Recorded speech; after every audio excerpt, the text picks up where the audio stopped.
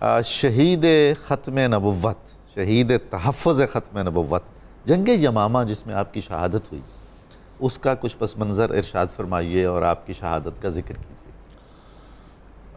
حضرت ابو العاص بن ربیع رضی اللہ تعالیٰ عنہ، سیدہ زینب رضی اللہ تعالیٰ عنہ کے وصال کے بعد آپ کی جو پوری زندگی ہے، جس طرح بار بار تذکرہ ہوا، آپ نے دوسرا نکاح نہیں کیا لیکن اپنی پوری زندگی کو آپ نے تبلیغ کے لیے اور جہاد اسلام کے لیے وقف کر دیا تھا۔ سبحان ابھی قبلہ برکاتی صاحب نے جس سریہ کا ذکر کیا، آقا کریم صلی اللہ علیہ وسلم نے 10 ہجری میں جی مولا علی المرتضیٰ رضی اللہ تعالیٰ عنہ کے ہمراہ جو ہے یمن کی طرف ایک لشکر بھیجا تھا۔ اچھا، میں اس کا کچھ تھوڑا پس منظر عرض کر دوں ضرور۔ کہ اس میں خود نبی علیہ السلام نے مولا علی المرتضیٰ کے سر پہ دستار باندھی اور انہیں جھنڈا عطا فرمایا۔ سبحان اللہ۔ یہ وہی موقع ہے جس کے بارے میں معروف روایت ہے جہاں مولا علی المرتضیٰ نے عرض کیا کہ حضور میں منصب قضاء کے مسائل نہیں جانتا، تو میں وہاں یہ فیصلے کس طرح کروں گا؟ تو نبی علیہ السلام نے ان کے سینے پر ہاتھ مار کر فرمایا اللہم اہدی قلبہ وثبت لسانہ۔ تو اس دعا کے ساتھ مولا کائنات علی المرتضیٰ کرم اللہ تعالی وجہ الکریم فرماتے ہیں، قسم اس ذات کی جس نے دانے کو پھاڑ کے پودا پیدا کیا۔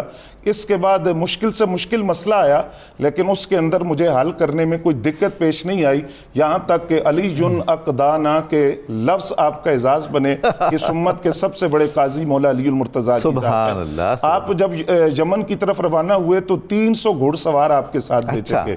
یہ جو 300 سوار تھے ان کے اندر حضرت ابو العاص بن ربیع رضی اللہ تعالیٰ عنہ بھی شامل تھے، اور یہ یمن کی پہلی فتح تھی، اور اس میں کثیر تعداد کے اندر مال غنیمت مسلمانوں کو ملا۔ تو یہ جو 300 افراد یمن کی پہلی فتح کا سبب بنتے ہیں، ان میں حضرت ابو العاص بن ربیع رضی اللہ تعالیٰ عنہ شامل ہے۔ مہاجر بھی ہوئے، غازی بھی ہوئے اور شہید بھی ہوئے۔ اور پھر یہ اعزاز بھی آپ کا دیکھیے، اس سے یہ ایک بات ہے جو معاشرتی حوالے سے ہمیں سمجھنی چاہیے، مولا علی المرتضیٰ کا تعلق حضرت عثمان غنی رضی اللہ تعالیٰ عنہ کے ساتھ، اور حضرت ذوالنورین کا تعلق مولا حیدر کرار کے ساتھ، اور حضرت مولا علی کا تعلق حضرت ابو العاص بن ربیع کے ساتھ، ان کا تعلق مولا علی المرتضیٰ کے ساتھ۔ تو رحماء بینہم کی ایک عملی تفسیر تو یہاں نظر آ رہی ہے کہ یہ جو دامادی کے شرف میں پروئے ہوئے تھے، یہ کس طرح آپس میں ایک محبت کا اور ایک احترام اور عقیدت کا رشتہ رکھتے تھے۔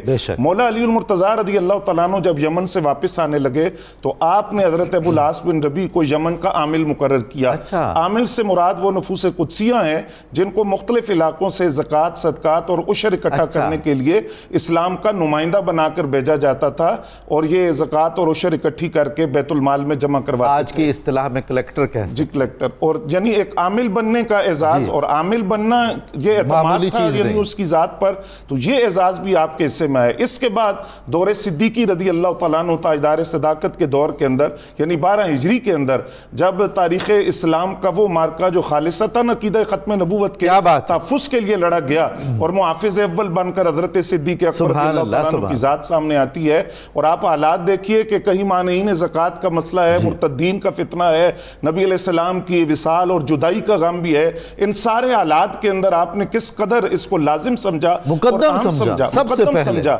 ان حالات کے اندر آپ نے یہ اعلان کیا کہ یہ لشکر یمامہ کی طرف حضرت خالد بن ولید رضی اللہ تعالیٰ عنہ کی قیادت میں جائے گا، اور وہ لفظ کیسے ہیں جو آپ نے ارشاد فرمائے؟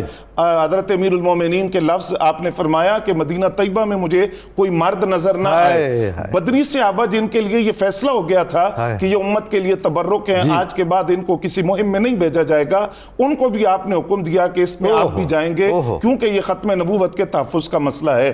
تو یہ جو لشکر تھا یہ یمامہ کی طرف روانہ ہوا، اس میں حضرت ابو العاص بن ربیع رضی اللہ تعالیٰ عنہ آپ بھی شامل تھے۔ اب اس میں 1200 صحابہ نے جام شہادت نوش کیا ہے جنگ یمامہ کے اندر۔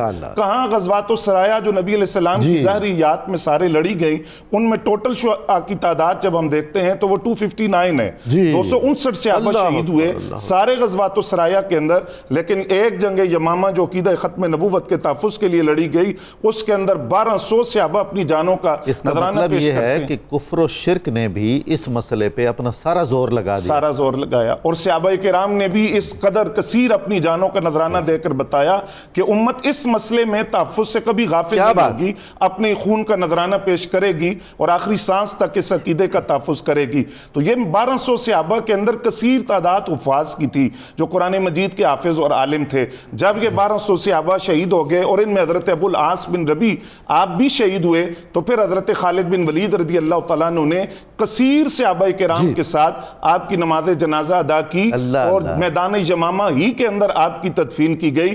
یعنی یہ اعزاز کتنا ایک حسین اعزاز ہے کہ ادھر امام ابن کثیر سیدہ زینب کے لیے لکھتے ہیں کہ قد ماتت شہیدہ، کہ وہ شہیدہ ہیں، اور ادھر حضرت ابو العاص کو یہ اعزاز ملا کہ وہ شہید ختم نبوت قرار پاتے ہیں. تو یہ کائنات انسانیت کا وہ ایک ایسا عظیم جوڑا ہے جن کو دیگر اعزازات کے ساتھ اللہ کے راستے میں شہادت کا جام نوش کرنے کا اعزاز بھی ملا. سبحان اللہ، سبحان اللہ.